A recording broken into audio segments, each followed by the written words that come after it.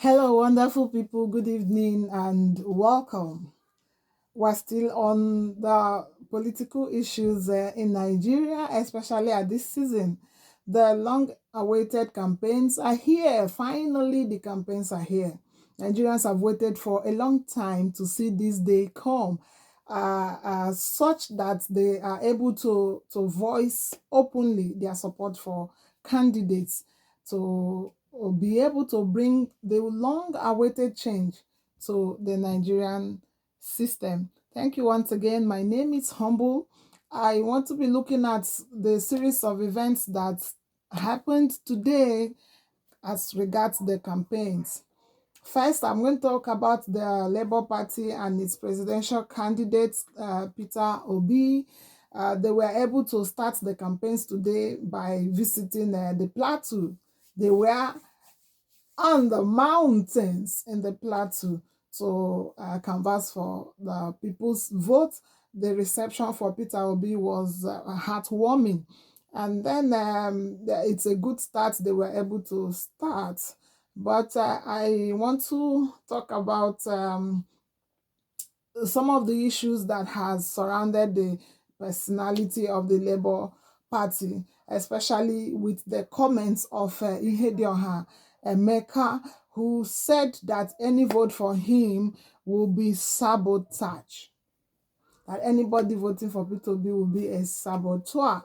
And then with Atiku also saying that he is the only window by which Obi will come to, or sorry, the Igbos will get to the presidency or have their way into the presidential position in Nigeria. Now, let me look at Peter Obi as perceived as an Igbo candidate. A lot of quarters have expressed this fear about him as an Igbo man. And I want to put this disclaimer. We were once Nigerians of certain extraction before we became politicians or whatever we are in our different aspirations in life. Nobody chose where he comes from. You didn't choose where you'll be born into. You did not choose who your parents will be. And just the same applies to Peter Obi as a presidential candidate at this point in time. He is somebody who grew to see himself an Igbo man, and every other person has aspired, and he is also aspiring. So when people say he is an Igbo man, then the question comes: is it a crime to be an Igbo? Is it crime to be Yoruba? Is it crime to be Hausa?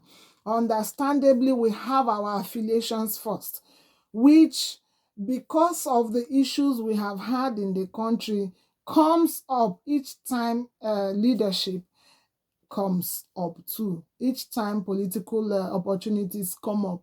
And this is lingering because I feel that Nigerians or the government of Nigeria across times have not questioned the issues bewildering us. They have not interrogated most of the things they are expected to. You know, they say he who runs will come back in a fight, will come back to fight again. But when you face the monster squarely, you will know what your challenges are, what your prospects are, and deal with it decisively. That should be the approach of leadership. I think our leaders in Nigeria have run away from our identity, which should be our most revered assets, our identity. Because I believe that every faction in Nigeria has something to offer.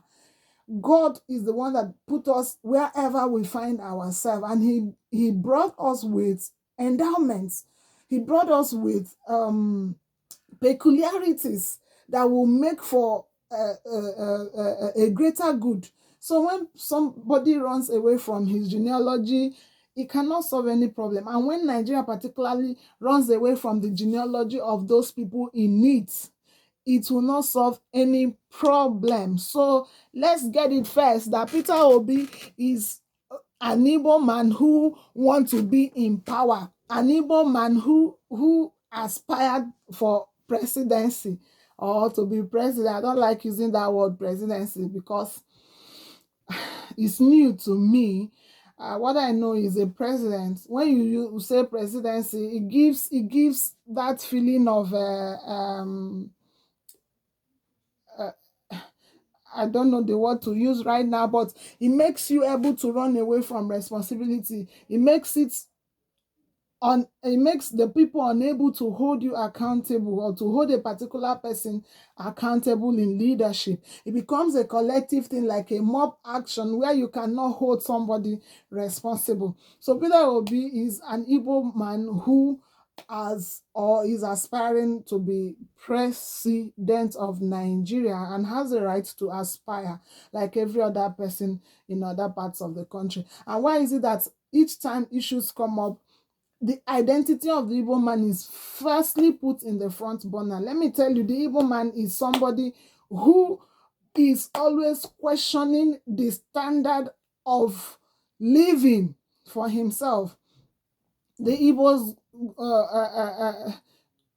go to the diaspora, they do a lot of things to better their life. They are a group of people who are not satisfied with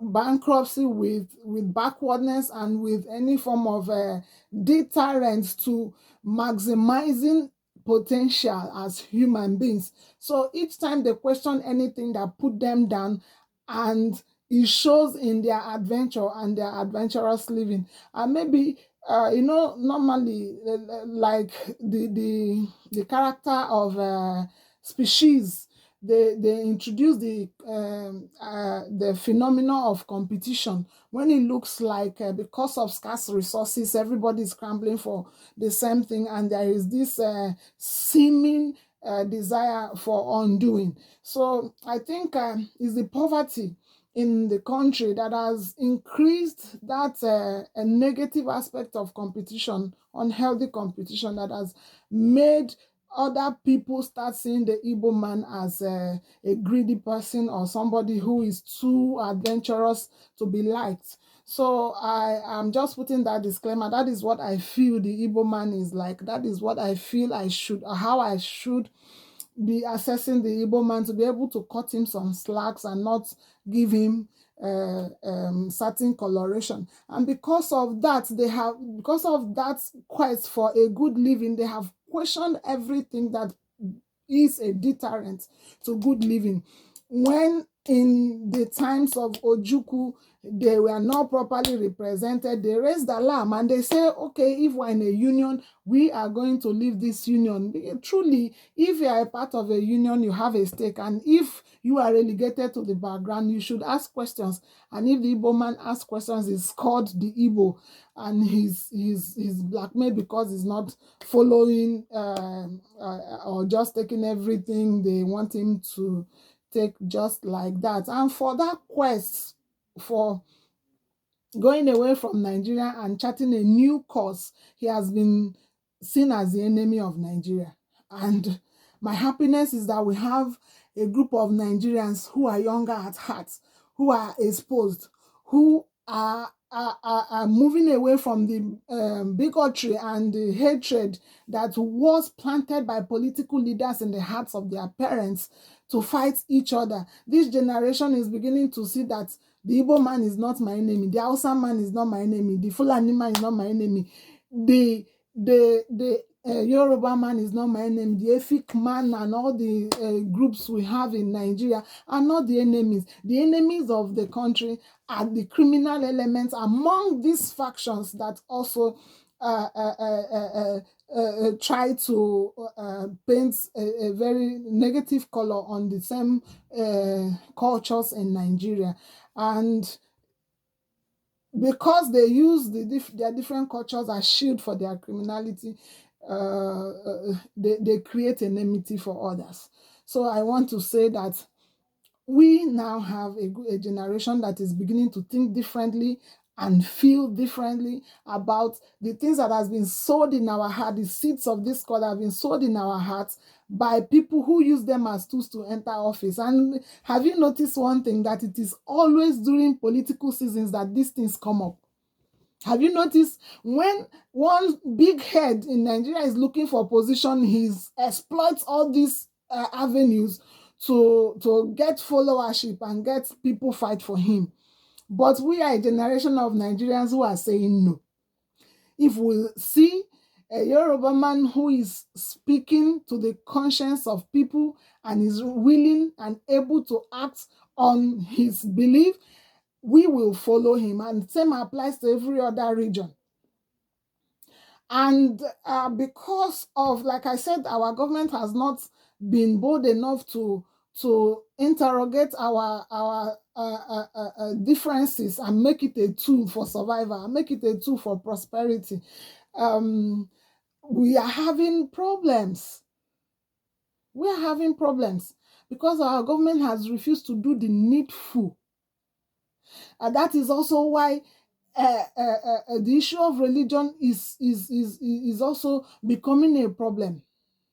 Why I'm saying they refuse to? Because it was in the spirit of making peace, solving the problems that they agreed. Well, even if they want to pretend that it's not in the constitution or it is in the constitution, I want to say there are written constitutions and there are unwritten ones. They entered these agreements to be able to make for inclusiveness. But whenever there is any political season, those people who feel they have better agenda in their own deceits will start shifting grounds.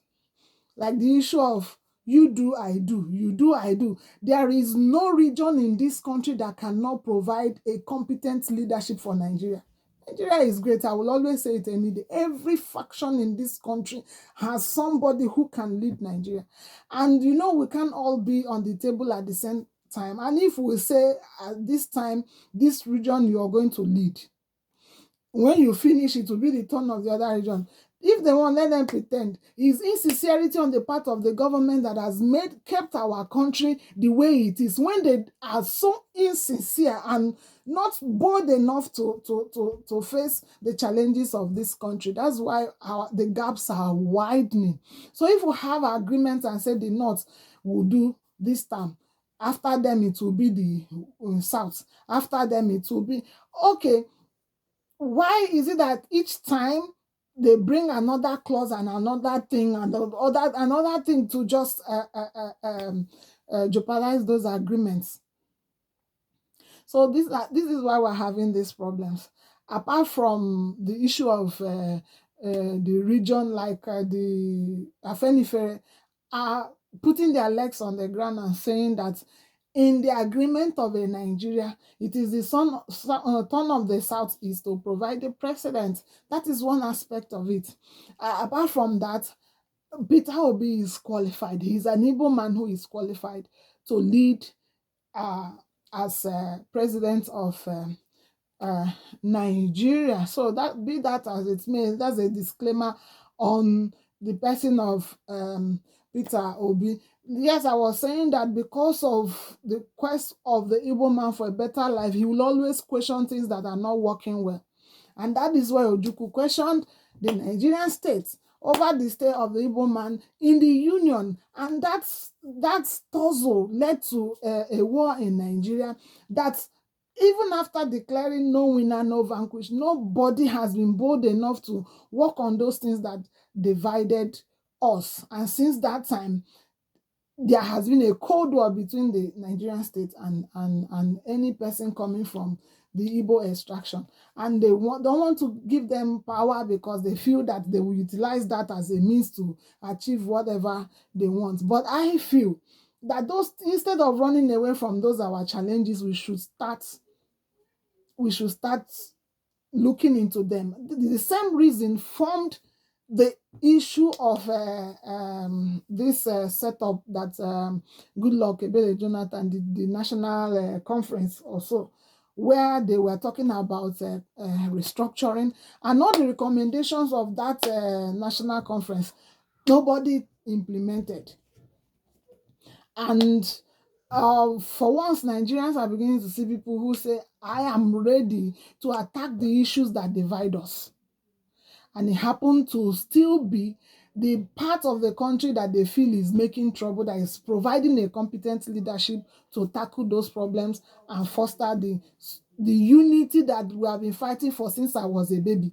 Since I was a child, I grew from primary school, nursery school, singing rhymes for unity of Nigeria. But I have never seen a blueprint. I have never seen things that have been decisive and deliberate about handling the unity of Nigeria. So I'm happy today that the presidential candidate of the Labour Party was able to start something. I want to talk about his methods. If you discover, like I will still come to that, Peter Obi does not have any campaign council. Whether they will inaugurate one much later, I don't know, but I don't see it coming because if you look at that kickoff in the plateau, you will discover that they have already started. And what we are seeing is a Labour Party who wants to, on his leadership, on his presidential candidates and followers, and the Nigerian people campaign for good governance. While they were singing in that stadium about Nigeria, there is this goose pimple that was coming all over my body as per a Nigeria of our dream. Whether we can hold hands together and bring the Nigeria of our dream. So he is beginning to bring a shift from the campaign style, from the campaign usual campaign styles, what they where political parties will gather in stadiums, gather in major places, carry their brooms, umbrella, and sew uniforms, and come to, you know, hype themselves as political parties, not, you know, and throw tantrums on other political parties. That's the usual campaign kickoff that I know in times before now, where political parties will gather in stadiums, gather in major squares, sew uniforms, have different groups, the youth group, this one group in different uniforms, sharing materials and money, and where they will have a youth leader for this, youth leader for that, where the presidential candidates will hand over huge sums of money to be shared, and in the end they will fight or whatever. That's the trend of kickoff of campaigns in Nigeria. But today I saw something different from the Labour Party. It's like we are the ones doing the campaigns for ourselves. So it's a shift from the norm. I want to talk about the mantra of the Labour Party. Okay, let me not call it the mantra of the Labour Party, even though they are borrowing it from the Nigerian youths. I think the youths of Nigeria who are clamoring for change and rooting for Obi have been able to quote him or take from his statements to form a mantra. We know they give shishi. Now, let me talk about, I want to deal a little bit more about it because there is more to campaign than certain claims. We know that shishi means dime, like little amount of money. So it means that we don't coerce our followers, our members with money to follow us. They follow us and believe in our dream as individuals, not because we coerce them, not because we push them into it, not because we bribe them. That is what it means by we know they give shishi. I don't think that it means we will not spend money to do campaigns. So Labour Party, listen and listen real good. You guys have work to do. I will come to the campaigns of other parties too, because I'm talking about the kickoff of the campaigns. So, but particularly with the Labour Party, because they are the ones I saw today that were able to start with their visit to Plateau State and have an open show. The PDP, I will come to their matter, the APC, Okay, before I come to that, I'm still talking about the "we know they give shishi" mantra of the Labour Party. Like I said, they have much work to do. When people are talking about structures, when a president goes into office, he needs members of his party who will support him. Even though we want to move away from that style of politics where because a senate president is from the same party with the president, and that's the green chamber too, the house of rep is a member of the same party with the president, but the upper chamber, lower chamber are the same political party, so they become puppets to the party and who becomes the president. We want to move away from that, even though it's good to have your people supporting your policies and supporting, but I see it as an undue influence on Nigerians through those houses that represent them. Because when you bring when the legislator comes to the what do we call it, the arms of government, the legislature, the executive come to the legislature, they will be partisan in their approaches in handling matters, and even the judiciary.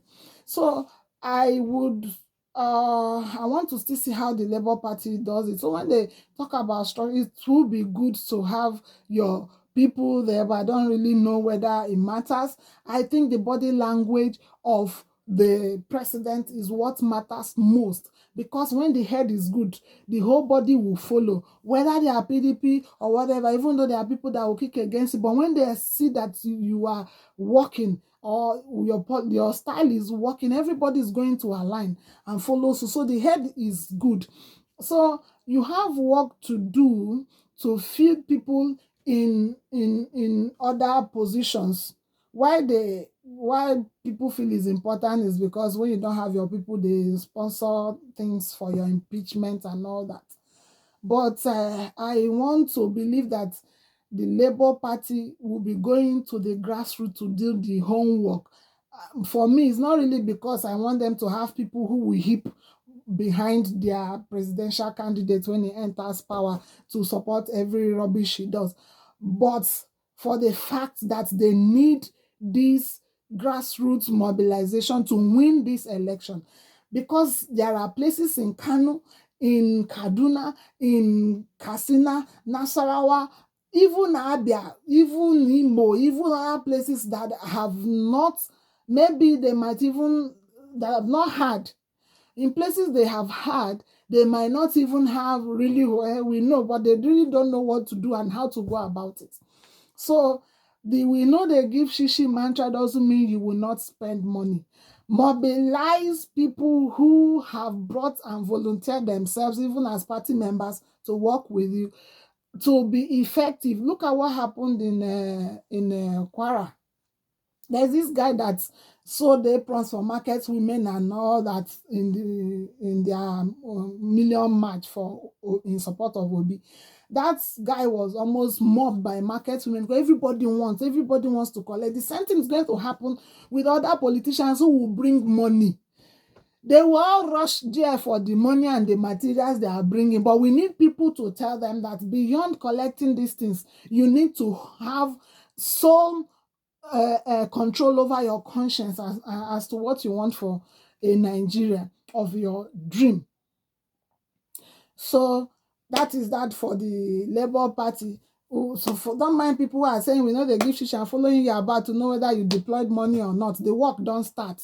Now work starts for the Labour Party. They have to really know what we know they give shishi means. It means not bribing the electorate, and not that it means deploying money for the cause of electing your leaders.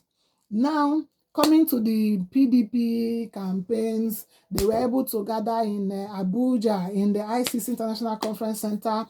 They were well represented by their party people, the PDP Presidential Campaign Council Director General, the chairman, the Istanbul, the different governors of PDP extractions, major politicians from the east like Adolphus Wagbara, Pius Anyim, but they are busy launching books. It's also good, you know, because they have to do much work to clear the people who have been in leadership for these past few years. Okay, I will come there, Sha. So they launched two books. One is about the person of Atiku. One is about constitutional issues between 2004 to 2007. So it looks like they are moving on without a Wike. But you know, Wike and Atiku are two strong heads. As Atiku is flogging him with cane, he hold his own pepper to show him. So let's see how it goes. And a campaign without a Wike in the PDP with his own faction, but it looks like they're actually going to go ahead without him. For me, my opinion, I feel it would have even been, you know, the PDP is rejoicing when they hear things like Wike has said he's not going to leave the party. But for me, I feel it will even be better for Wike to leave, so they will have all the wherewithal to go ahead without him and lambasting when they need to and move and be free, not like being a clog in their wheels. You know, there are times our people call such people poo water.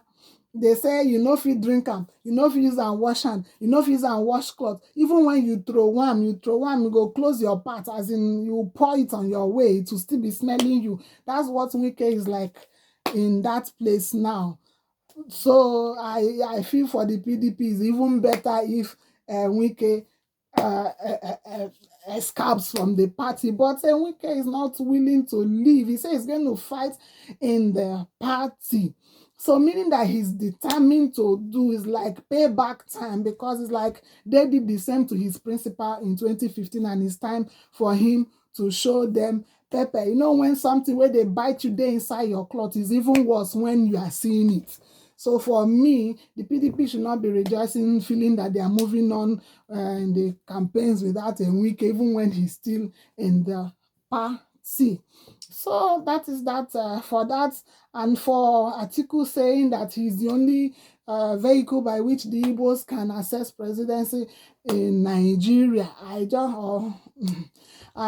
have a rejection for that statement. I don't think it's 100% correct or right, because one needs to tell us whether there is a bent on the Igbos regarding the presidency, regarding the highest position in the land, or there is somebody is stipulated as the person through which they can access it. Are they no longer Nigerians? If they are not, let them go like they are asking to go.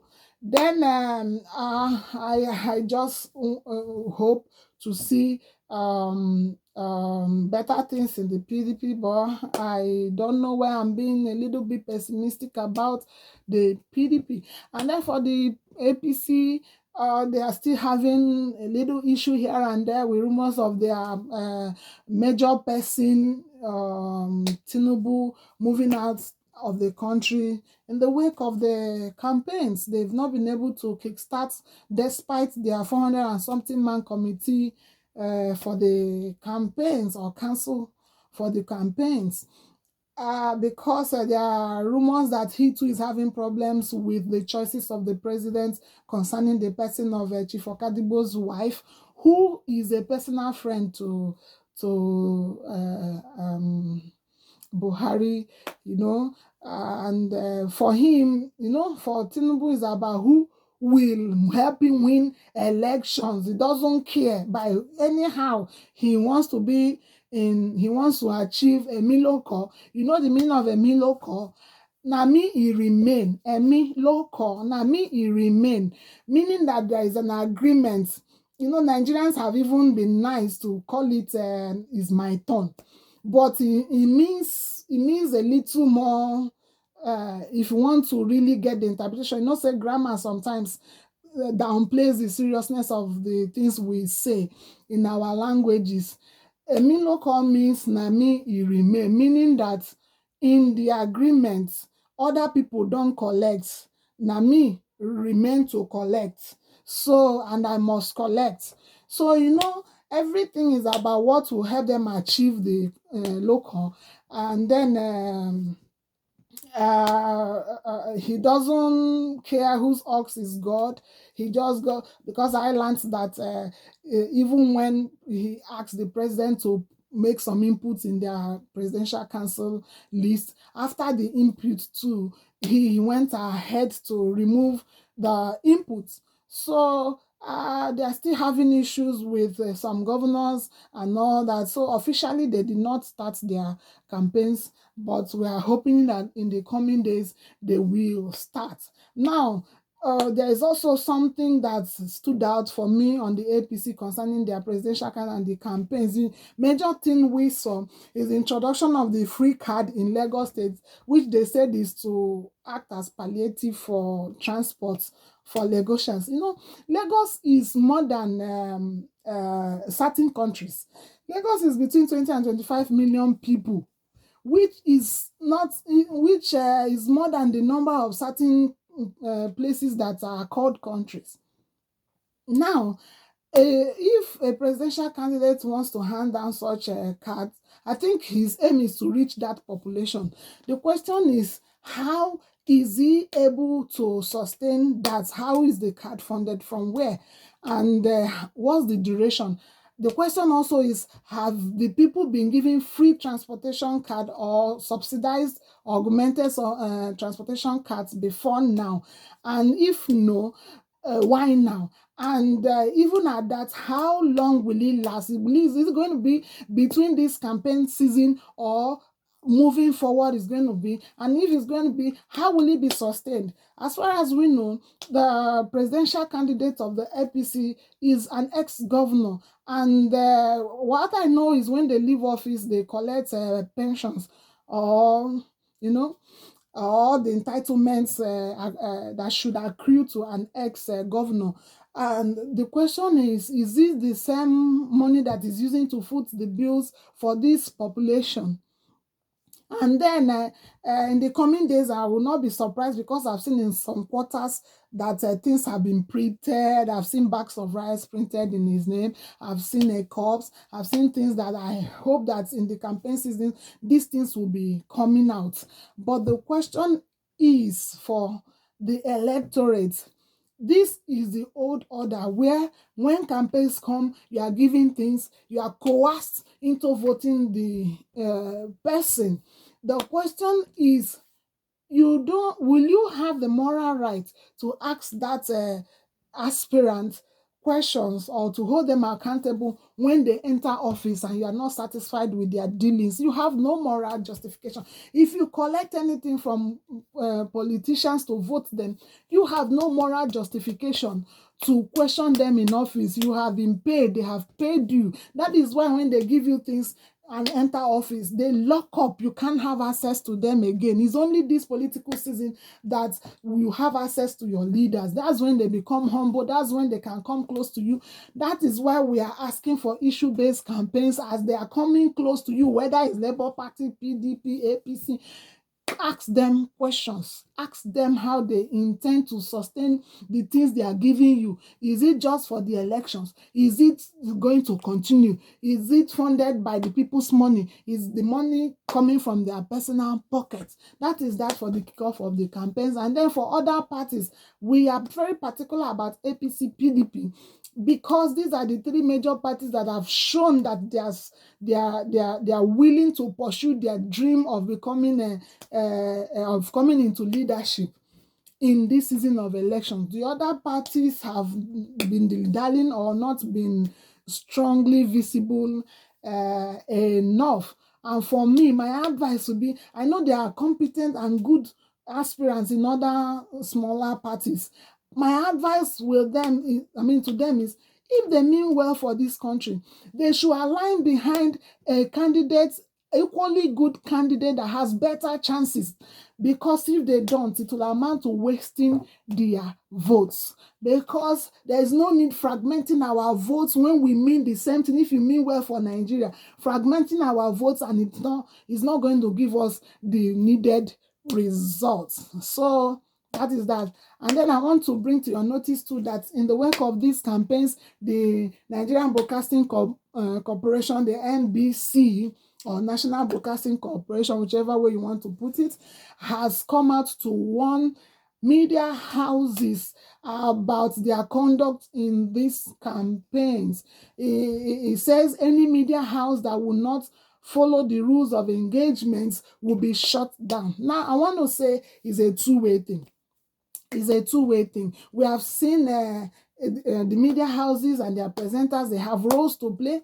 The NBC also has a role to play. I don't want to believe that these media houses are going to be tools in the hands of people who are wicked at heart to use. I also don't want to believe that the NBC will make itself a tool for witch hunting people who are not talking to their interests, because what happens is that because these institutions have been set by a Nigerian government, by the government, it becomes difficult for them to be neutral.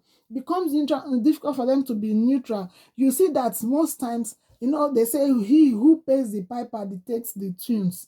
So you discover that when you are in somebody's payroll, the person kind of tells you the quality of what he wants or what he doesn't want. But I want to believe that to some extent the NBC has been independent, and that should continue. But in the last elections, we saw something different where their DG came to bully some media houses because they spoke or they used their platform to air certain views which they saw as against their own affiliates. So it's a two-way thing. They should be professional enough. I think INEC is trying to make Nigeria see them as independent enough. The NBC too should try not to use themselves as tools to witch hunt any media house. One thing is that it's always their word against your own. So long as it's government, they know all the clauses, they know where and how to get you and how to remove you if they want to. So we want to believe that our lives are in their hands and they can manage it well, no matter whose ox is God. Now I want to talk to Nigerians as to why Nigeria needs to work for a better change, why things need to change in Nigeria. I don't know how many of you saw the video of this Leon, of a guy that was involved in kidnapping, how he was flaunting money on social media and telling people hustle, hustle, hustle. While I'm still looking at the details of the case, my heart was broken when I saw that fine young man being involved in things like that. And that is just a little compared with the millions of Nigerian youth who are either involved in Yahoo, in ritual killings, in kidnapping, banditry, and all forms of crimes. Please, I feel we need a change. Some people will argue with me and say, why are you defending them? Are they the only ones suffering? There is greed. Everybody is suffering in Nigeria. It's the choices they make. Truly, it's the choices they make. But how will Nigerians make good choices when everything in Nigeria advertises criminality from the sector of government either? Even. How? So Nigeria needs to change. I want to believe that those were young men that were destroyed by a country who was not deliberate to rescue its tomorrow. Those young guys have been destroyed, and they want it fast because of suffering. Even the ones that, like the guy said, he has something he's doing. Probably he feels he's not paying out fast and well, which is also what the hope that the Labour Party candidate is bringing. I will still come to his policies and, the things he's sponsoring and how he intends to achieve it. I'm going to still do a video on that. But let's stay on this one. Is already long and we'll soon conclude it. So when you see young people like that are wasting, has gone into different things, don't believe in this country anymore, believe in helping themselves whichever way that they can, as if Nigerians are solely on their own struggling without the system giving you enablers to be able to succeed. That's when you see things like this. So I believe every Nigerian should put hands together for this rescue mission that we have all set out for, to have a country we can call our own, that nurtures its people, caters for them, plans for them. Countries are deliberate. They are deliberate. They have a 30, 40, 50-year plan. They follow the model. They have a blueprint and they follow it through. They measure whether they are getting to all these their plans and achieving them. And you will see it. They catch them young. They have plans for every group. Uh, in short, we don't have time to go into all this. So having looked at all these things, we need to see that a better Nigeria comes. That is why the campaigns are very important for us. We'll be looking at the trends moving ahead in the campaigns, and we will still be bringing it here. Thank you for staying this long with me. Thank you for listening. Please subscribe to this channel such that we can reach many people. You know, one thing about subscribing is when you do and there are much views, YouTube makes recommendations for such people to watch such videos. So I thank you. Enjoy your evening and be part of the change you want. Thank you.